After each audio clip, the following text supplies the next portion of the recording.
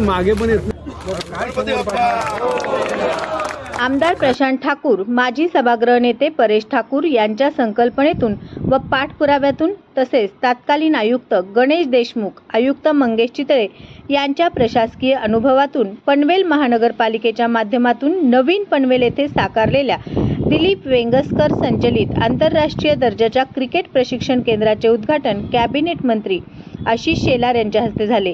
यावेळी ज्येष्ठ क्रिकेटपटू दिलीप वेंगसकर, खासदार श्रीरंगाप्पा बारणे, आमदार प्रशांत ठाकूर, महेश बालदी, विक्रांत पाटील, सिडकोचे सहव्यवस्थापकीय संचालक गणेश देशमुख, महापालिका आयुक्त मंगेशजी चितळे आणि असंख्य कार्यकर्ते व क्रिकेटप्रेमी मोठ्या संख्येने उपस्थित होते। क्रिकेटची पंढरी म्हणून ओळख असलेल्या लॉर्ड मैदानावर दिलीप वेंगसकर यांनी धावांचे 3दा शतक झळकावले आहे आणि अशा रत्नपारखी व्यक्तिमत्वाकडून पनवेलच्या आंतरराष्ट्रीय क्रिकेट प्रशिक्षण केंद्रातून क्रिकेटचे रत्न मिळतील अशी प्रतिक्रिया राज्याचे माहिती तंत्रज्ञान व सांस्कृतिक कार्य मंत्री आशिष शेलार यांनी यावेळी व्यक्त केली।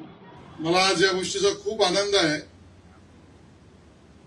कारण मी महाराष्ट्राचा क्रीडा मंत्री म्हणून सुद्धा काही काळ काम केलेलं आहे।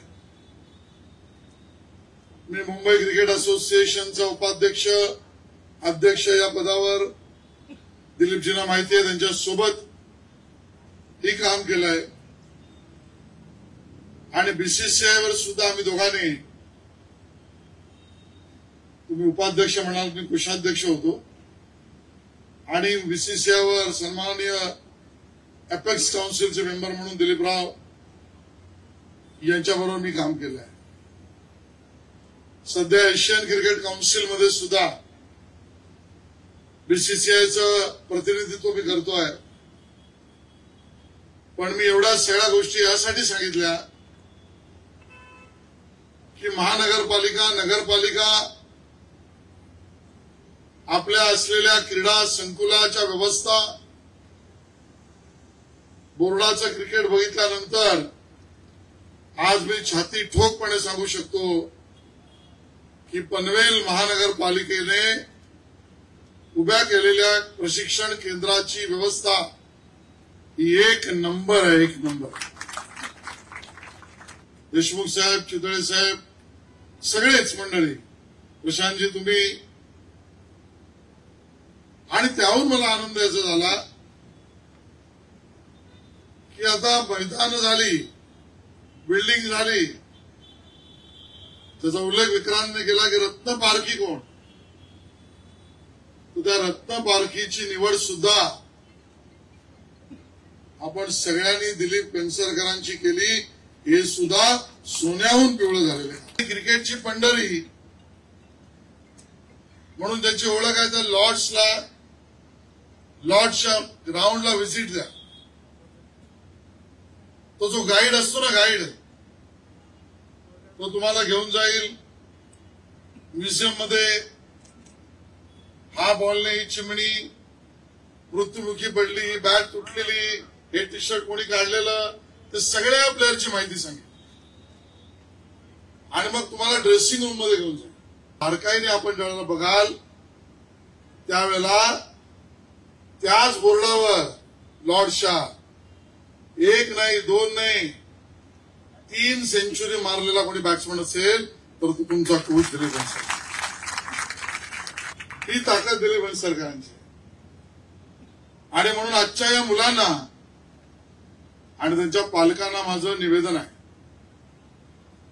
तुमच्या समोर या सगळ्या मंडळींनी एक उत्कृष्ट व्यवस्था समोर आणून दिलेली आहे। त्या उत्कृष्ट व्यवस्थेचं वहन कसं करायचं ही जबाबदारी तुमची आहे।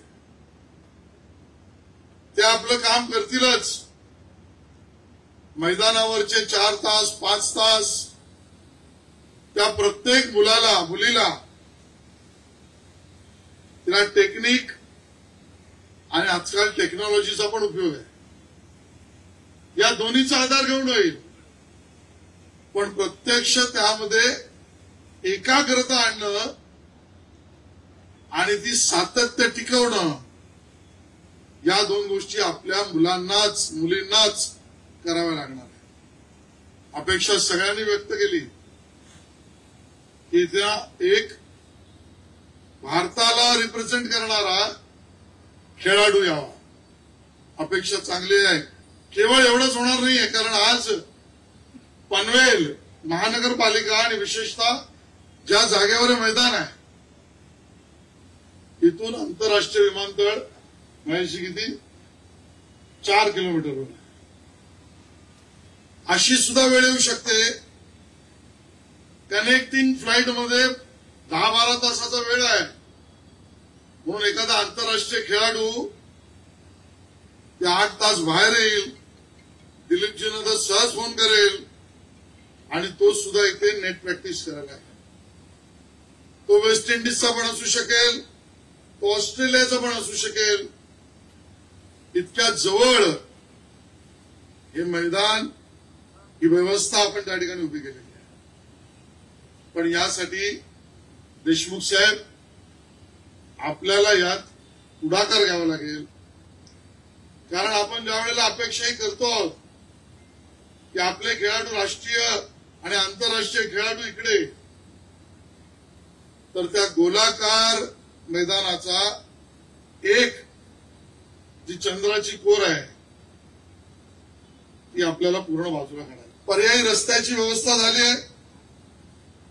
आपण हे काम 1-2 महिन्यात केलं तर मी आणि दिलीपराव तुम्हाला सांगतो 2 महिन्याने आयपीएलचा सीझन संपला तर एका दिवशी दिलीपराव आणि मी तुम्हाला सांगितलं तर रोहित शर्मा सुद्धा इथं नेट प्रॅक्टिस करायला येईल. पण तुम्हाला वेळ 2 महिन्याची आणि म्हणून या कार्यक्रमाचा आनंद वेगळाच आहे. 1-2 वर्षाने इथल्या गुणवत्ताधारक खेळाडूंना कुठे ना कुठे चांगल्या संधी मिळालेल्या बघायच्या आहेत. त्यांच्या परिवाराचं नाव जगभरात होईल हे पाहायचं आहे. या व्यवस्थेतून गुणवान गुणवत्ता असलेल्या मुली या सुद्धा पुढे आलेल्या पाहायच्या आहेत.